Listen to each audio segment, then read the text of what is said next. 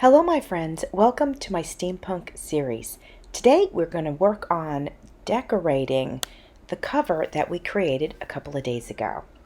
And my goal for this journal, well, there was a lot of goals for this journal, but one of them was to make sure that it was unique.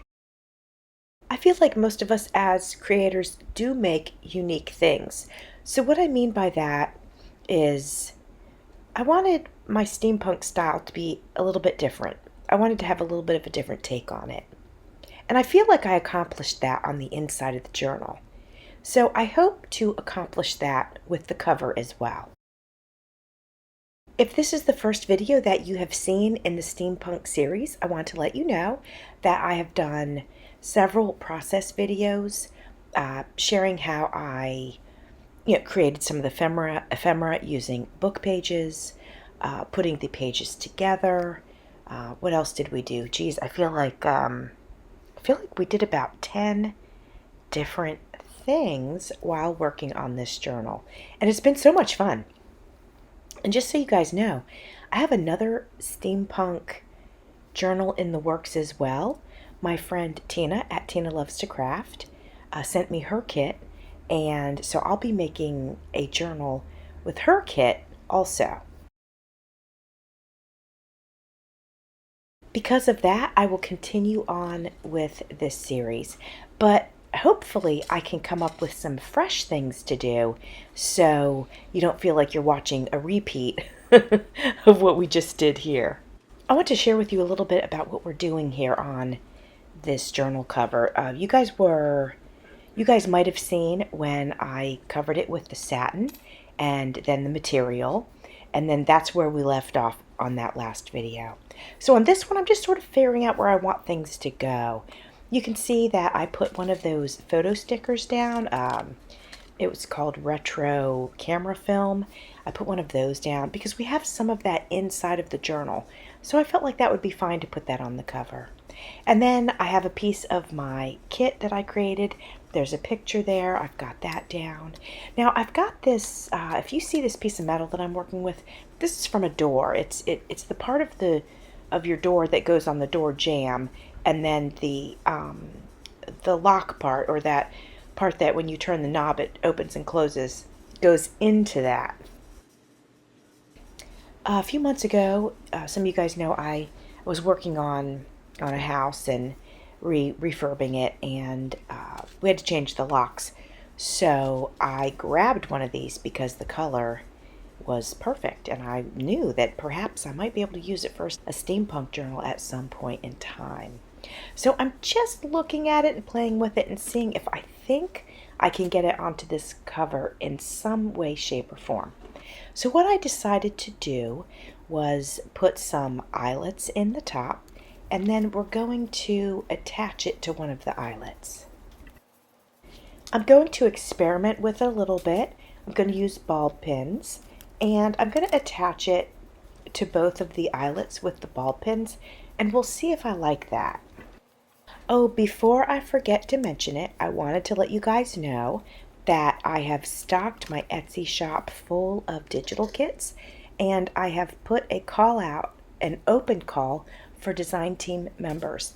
So if you're interested and you'd like to be a part of my design team, go ahead and email me at my email address, and you can find that on my community tab. I've put it in there, and you can find that on my Instagram as well.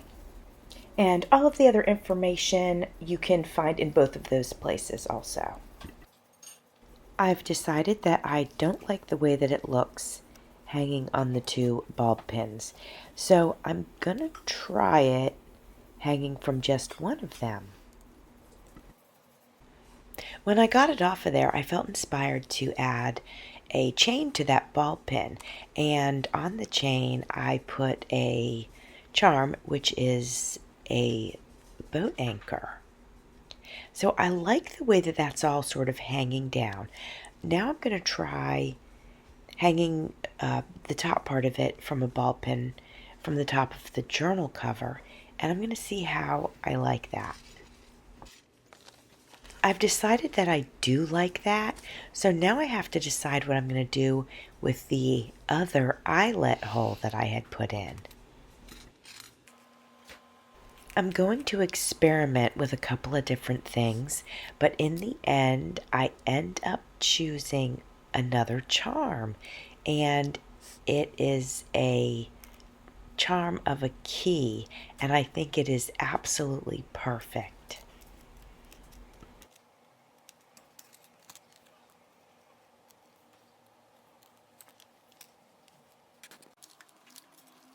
This is starting to come together, but I do feel like the piece from the door hardware needs a little something else. So I went through my stash and I found this faux leather trim. It might be real leather actually. I'm not 100% sure.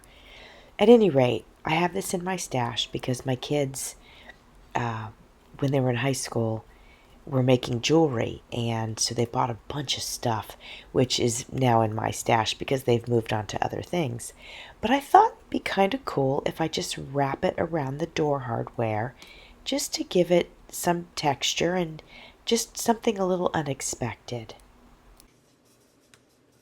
I really like the addition of this leather, and now I feel like it needs just one more element. So I have a bunch of scrap jewelry that I'm working with here today, and I've got a piece of it that I think I'll go ahead and add to the ball pin and see if it'll kind of hang in that center part, and we'll check it out and see how that looks. I do like it. I think it adds just a little extra texture. So I think this is coming along nicely. Now I think I need to add a little texture to the photograph that I put on there. It's not a photograph, but you know what I mean. It's the printable from the kit. So I put a little piece of lace on the bottom corner, and I'm going to add another small piece in the upper right hand corner.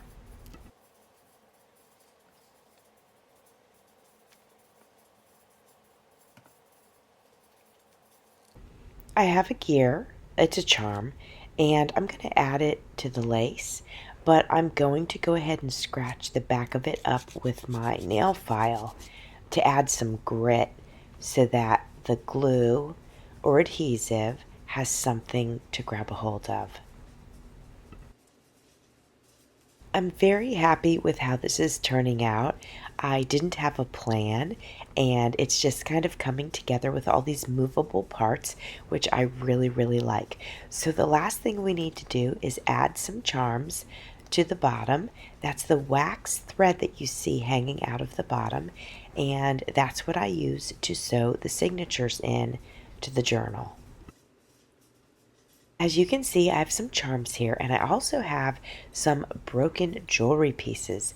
So we're going to choose a couple of these and we're going to put those on the wax threads. The next video that you will see in this series will be the flip through, and I am very, very excited to share it with you.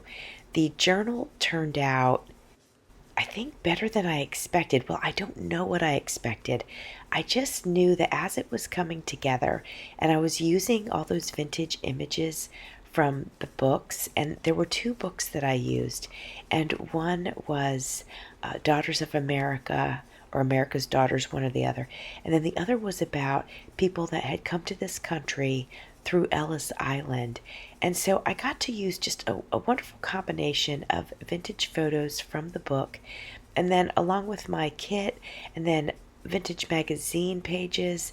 It just all came together really neat. And it also showcases some very, very strong women. And I just thought this was a great time of year for that.